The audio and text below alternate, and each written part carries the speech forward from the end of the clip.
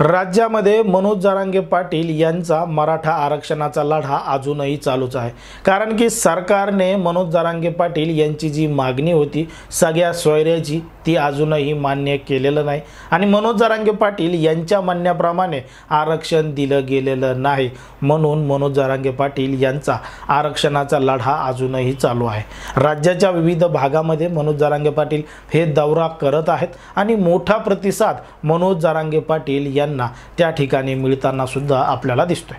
आता या सगळ्या सभेदरम्यान भाषणादरम्यान मनोज जरांगे पाटील सांगतात की राजकीय नेत्यांनी आमच्या ज्या गावामध्ये लावलेले बॅनर होते ते बॅनर सुद्धा काढावा लावले, पण मात्र आता मतदारांनी मी एक मतदार आहे आणि मी माझ्या घरासमोर येऊ देणार नाही किंवा माझ्या घरासमोर पुढाऱ्याला एंट्री नाही असं एक स्टिकर स्वतःच्या दारावर लावावं, जेणेकरून मत मागायला आमच्याकडं कोणत्याही पुढाऱ्यांना येऊ नये। मराठा काय असतो ते आम्ही निवडणुकामध्ये दाखवून देऊ असं सुद्धा सांगितलं।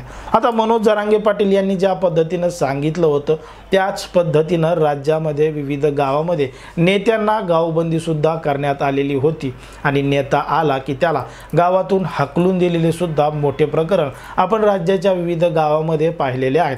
असाच प्रत्यय सोलापूर जिल्ह्यामध्ये प्रणिती शिंदे यांना आलेला आपल्याला दिसतोय आणि प्रणिती शिंदे यांच्या कार्यक्रमामध्ये मराठा आंदोलकांनी घोषणाबाजी केली, प्रणिती शिंदे यांना घेरलं आणि त्यानंतर प्रणिती शिंदे यांनी नेमकं काय केलं बघा हा व्हिडिओ।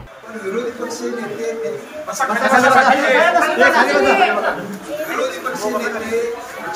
पक्षाचे त्यांनी सुद्धा त्याचं समर्थन केलं की SIT चौकशी करा म्हणून आणि आपल्या जिल्ह्यातल्या अनेक लोकांनी त्याचं टेबल वाजवून स्वागत केलं SITचं। आमचं म्हणणं आहे या मतदारसंघात सर्व मराठ्यानं आदरणीय शिंदे साहेबांना जनरल जागेवर 2दा निवडून दिले आणि तुम्हाला सुद्धा आता सध्या तुम्ही जनरल जागेवर आहे।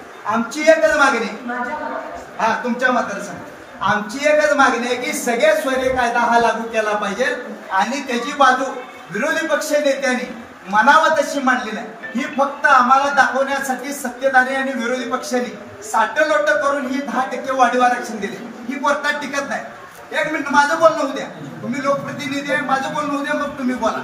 सगळे स्वैर्य कायदा लागू केल्यानंतर 2010चा कायद्यानंतर पारित कायद्यानंतर या राज्याचे माजी मुख्यमंत्री पृथ्वीराज बाबा म्हणतील की त्याला अधिवेशन घ्यावं लागत नाही, काँग्रेसचे नेते आहेत आणि निकट कायदा पारित करायचा आहे। आमची एवढीच मागणी, आम्हाला तुम्हाला अडवायचं नाही। आमचं भाजप बरोबर भांडण नाही, काँग्रेस बरोबर नाही, शिवसेने बरोबर नाही किंवा राष्ट्रवादी बरोबर नाही। आमचं मत आहे मराठ्याला आरक्षण पाहिजे। छत्रपती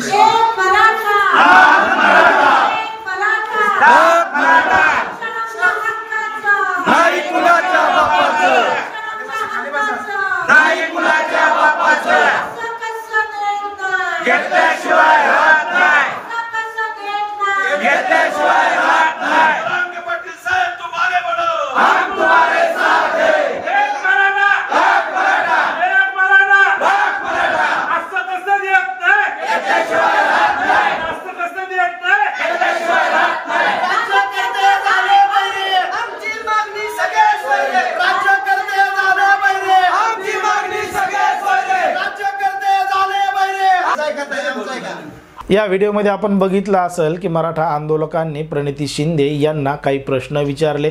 सरकार आरक्षण का देत नाही याबाबत जा विचारला पण मात्र त्या ठिकाणी प्रणिती शिंदे यांनीच एक मराठा लाख मराठा आरक्षण कसं काय देत नाही अशा घोषणा द्यायला त्या ठिकाणी सुरुवात केली आणि आपल्याला या ठिकाणी एक वेगळं चित्र पाहायला मिळालं। जर आपण पाहिलं तर मराठा आंदोलक मराठा समाज हा आरक्षणाच्या बाबतीत मोठ्या प्रमाणात आक्रमक झालेला आहे आणि येणाऱ्या लोकसभा निवडणुकामध्ये सुद्धा मोठ्या प्रमाणात फॉर्म भरणार आहे, निवडणुका लढवणार आहे असं सुद्धा सांगितलं जातं। मग कुठंतरी या सगळ्या गोष्टींचा फटका सरकारला बसू शकतो का किंवा इतर पक्षातले जे राजकीय नेते आहेत त्यांना सुद्धा बसू शकतो का?